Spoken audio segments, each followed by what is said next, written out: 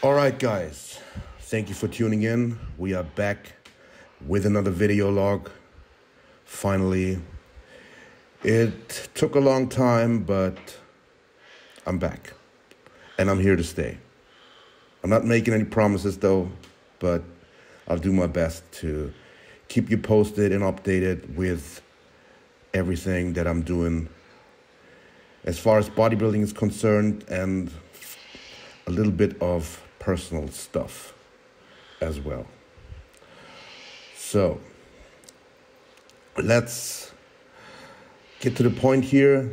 The workout I'm doing back on that same day. It's back in the morning, and I'm doing abs afterwards, and at night I'm gonna come back and do a little extra chin-ups, since I'm not doing any white grip stuff in this session. And then biceps, forearms, also traps and rear delts. So that's one of my days in my rotation. A lot of people have asked me for my nutrition at this point. I'm gonna copy and paste it down below into the descriptions. So check that out. And I'm also gonna put my current, or the training split that I've been following for over a decade now, down there.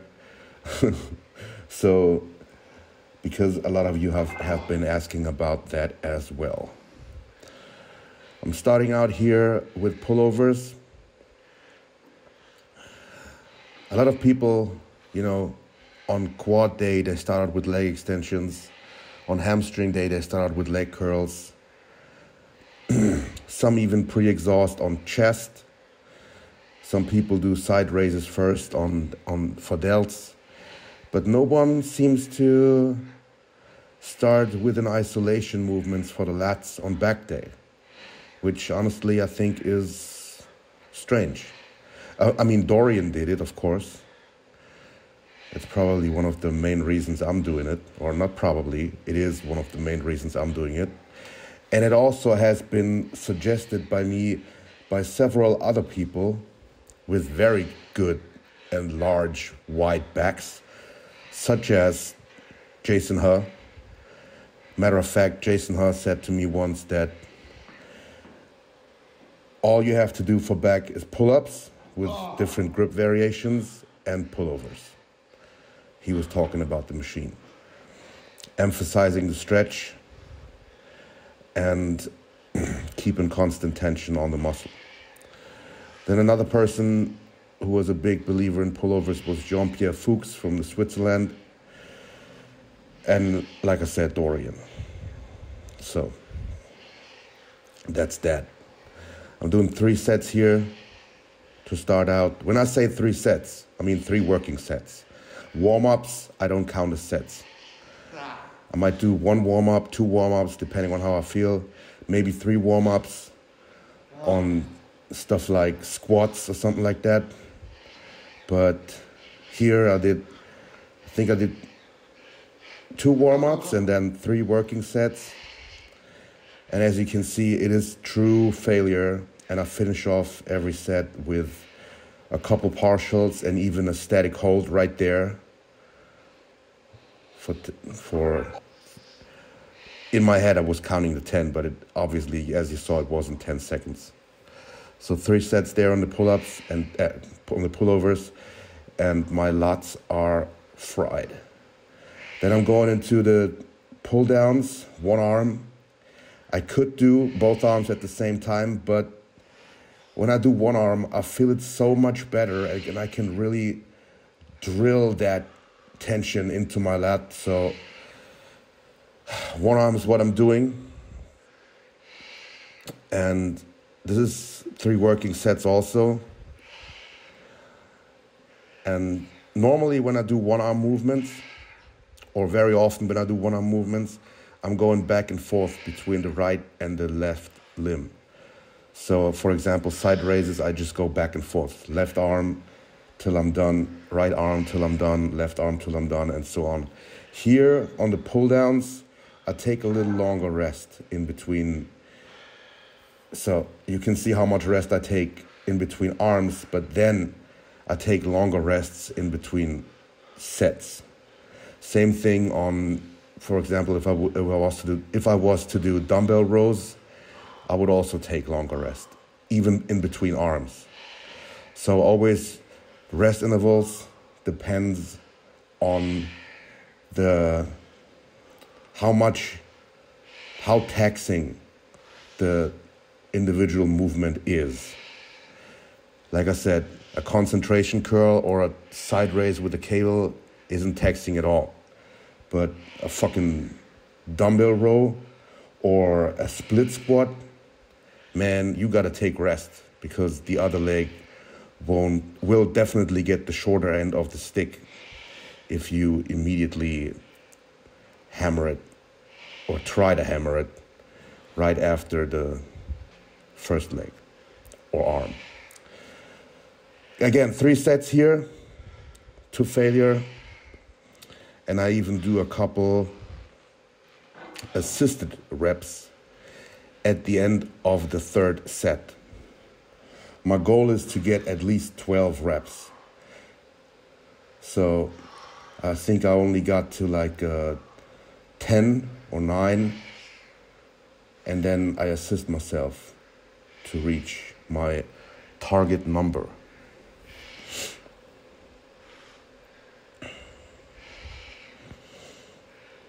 My facial expression is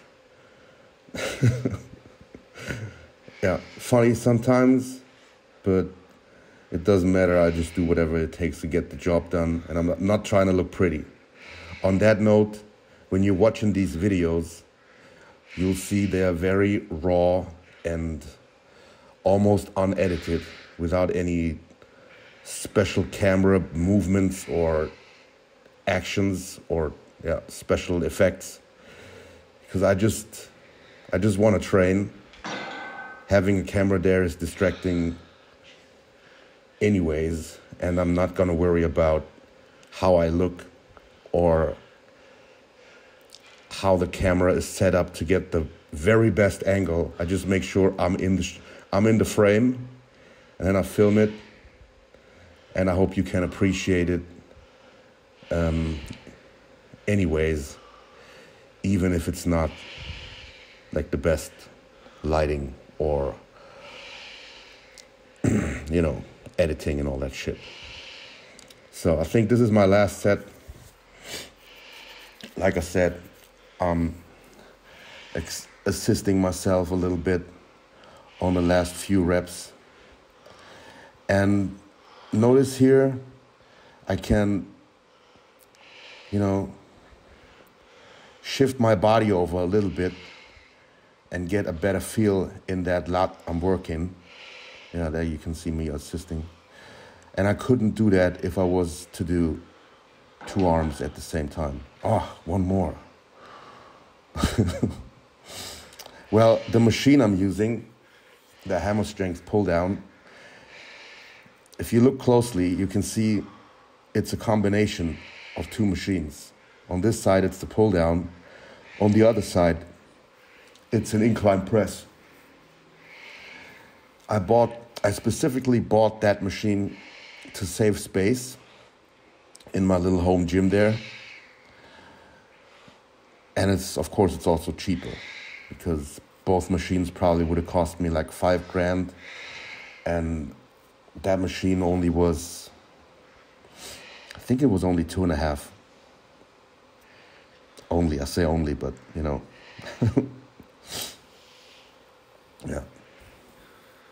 And I like it. Some people say those combination machines aren't as good as the regular single-use ones, but honestly, I like it. Yeah. And I have used both variations before, and I think they work great. So no complaints there. I gotta say, the chest one doesn't, so when you press it up, the handles do not get, or the handles do not go in as much as on the single use. I'm calling it single use. The single use variation on the press. But right there on the pull down, it doesn't matter. Just the handle has to just come down, you know. So, yeah, this is the last set here. As you can see, as you can hear, I'm struggling to keep talking because the video is 20 minutes, I think. And it's kind of hard to talk for 20 minutes about a training session.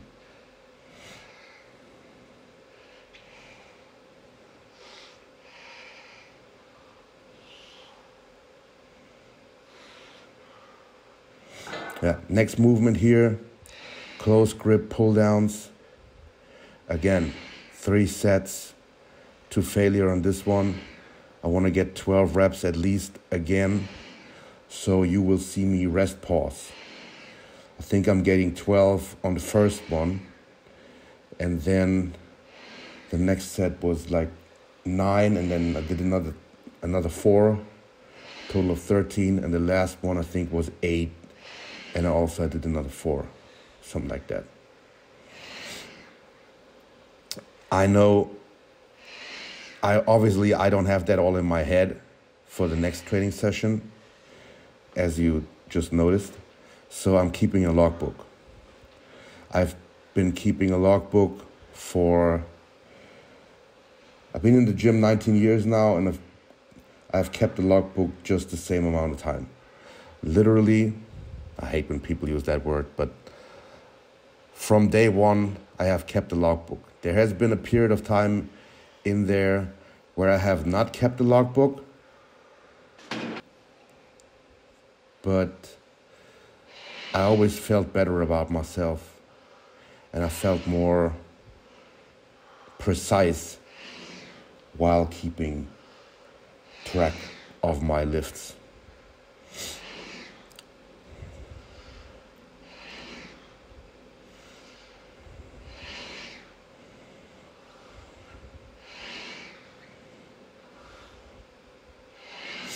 Here, the close grip pull down, obviously you're not getting as full of a contraction as you would get on the single arm pull down earlier. But this one definitely emphasizes the stretch more because your arms, your elbows are closer together. So I think it's a good it's complementary, hope that is a word, to the movement I have done previously. And also, it really destroyed my lats in combination with the pullover machine, and then the one arm pull down, and this one, and then my lats are done. So that's why after this, I'm starting with the rowing type movements and emphasizing different parts of the back. I think this is the last set. As you can see, I think I'm getting 8 here.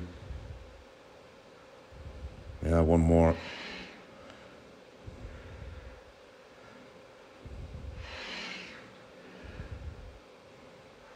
Now I'm rest pausing.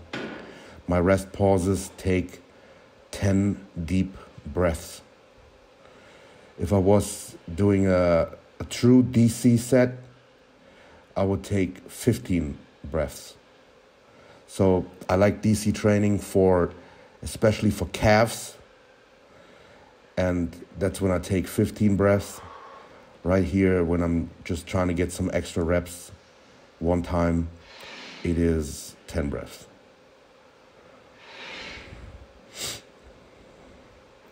And also, rest pause doesn't work on every movement. It has to be a movement like this one. So, or side raises, or bicep curls, or something like that. I wouldn't rest pause on like an incline dumbbell press or a squat, because it's just not practical. For example, on the incline dumbbell press, you're putting the dumbbells down and then you have to kick them back up again. Just costs too much energy. Same thing goes for the squat, when you have to re-rack the weight and then walk it back out. It's just, while you're exhausted already, it's just too dangerous. No, I'm a bodybuilder, not a stuntman. So here, this is my barbell row. I know I could lean over more, but that's how Dorian did it in his video. And honestly, I feel it. So that's how I'm doing it. Also 3 sets here. I think on this one, I'm leaning over a little more. Yeah, nah, not really. But like I said, I'm feeling it. I'm getting,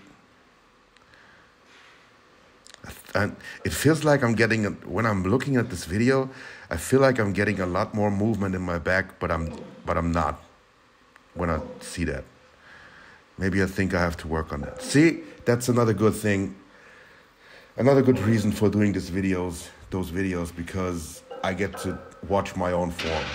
It's kind of like watching a football tape after the game to analyze the mistakes. Man, I'm really not getting a lot of range in my back. My bicep is getting more range than my traps are, I think. Jesus. All right. Yeah. So this is the 3rd set.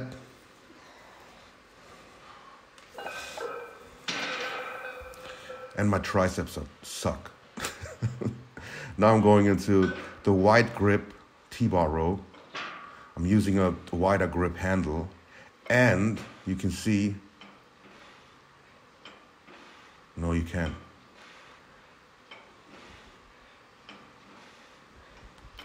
I have to figure out how to get more range in my back, I think. Because honestly, my back is my weakest body part, and I'm always trying to figure out why. And I think it is because I'm not getting enough of a range of motion when I row and stuff. So, looking at this video, especially without the hoodie on, without the sweater on, I guess that's why. Yeah. So thanks, guys, for making me do those videos. Okay, like I said here, I'm using the 45-pound plates, but I'm also using that wide handle so I can get a better contraction up top without the plates hitting me in my stomach before I can do that. So in the past, I've been using the small V handle that I've used on the pull down, and now I switched to the larger, wider V handle.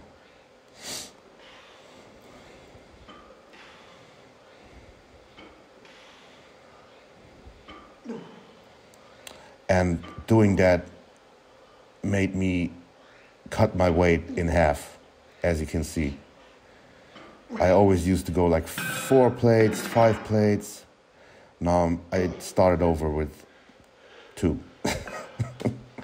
Oh, this machine I really fucking love. Underhand grip, hammer strength row. And as you can see, my fucking range of motion is like triple it was on the free weight rows. Maybe this is the machine to go for me. Yep. I also feel it a lot more, to be honest. See that? Wow. Not that my back is great, wow, but the range of motion is way wider, way larger. Way wider? And again, look at how much weight I'm using. I'm weak as a kitten. And my back displays that. I think I'm gonna alter my workouts so this movement is first.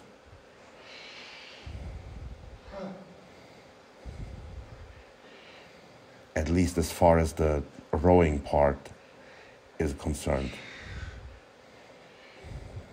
So also here, 3 sets. Oh yeah, I'm doing one without the shirt. Now you can really see how much my back sucks. 3 sets on all the movements today. They were all about between 10 and 15 reps. I always like to get a good 12. So if I don't make it to 12, I just rest pause the rest, except for the rows. Like I said, I don't want to rest pause on barbell rows or T-bar rows. Yeah. I think this is the movement to go for me, the way my back is working. Well, the session is about to be over, guys. Thanks for watching. And as always, I appreciate all you guys commenting positively, leaving some criticism down below. Yeah, that's it for today. Hope you liked the video. Like, share, subscribe, all that good stuff. See you later.